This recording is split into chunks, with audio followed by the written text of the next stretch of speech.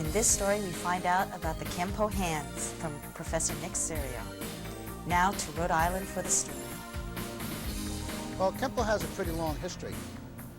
Its roots go back to China. The word Kempo originally was called Chuan Fa or Gun Fa, which means the law of the fist or the way of the fist.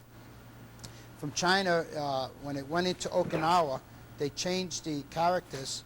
When they got through changing the characters to the Okinawan calligraphy, it read Kenpo. Ken meaning law, po meaning way or fist.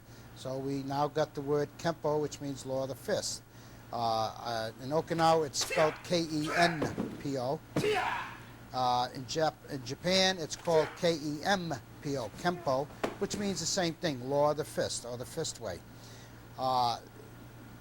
Doing the research that I have done in the past, I found out that Chuan Fa, if you go really back with it, it not only meant the law of the fist, but it meant Chinese boxing.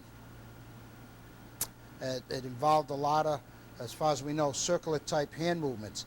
It's been very difficult to get, to go too far back with it because there was a lot of the history was lost.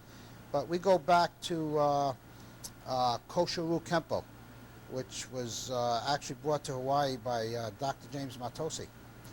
And from there it went from Hawaii into California, and here we are today with it. That's basically what Kempo is all about. You have maybe 4, maybe 5 major systems of Kempo today. Once again, we make a redirection. Well, my people who run my schools, they all have to train at least once a week here, at least once a week. Some of them train more. I go through the workout with my black belts. We still work on our basics. We do a lot of endurance training. We do a lot of training in proper methods of teaching.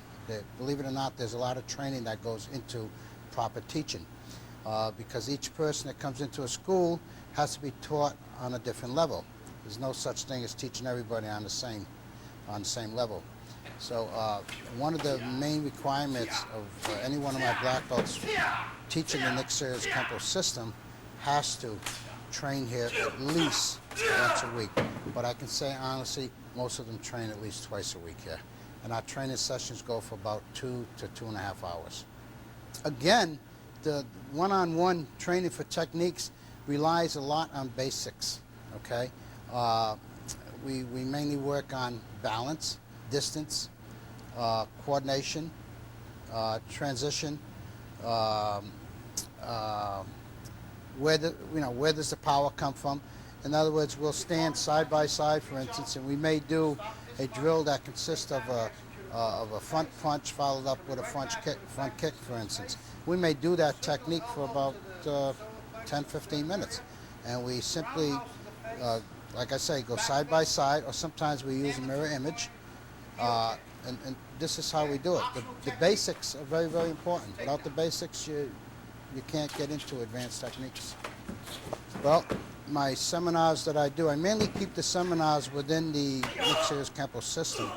I have in the past actually, but lately I've gotten a lot of requests to do outside seminars. What I mean by outside, for Taekwondo people, for Shotokan, for Jiu-Jitsu people, done them from all sorts.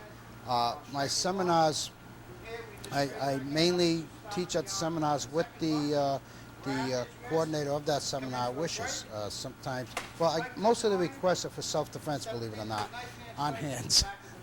I don't know why, but it's usually on Nick Cerio's Kempo hands is what they like to see. I do a lot of jiu-jitsu because our system does consist of a lot of jiu-jitsu techniques. I teach also weapons, such as the bow, nakama, tunfa. I teach traditional and non-traditional weapon forms. My biggest seminar was in Quebec City about 2-3 months ago.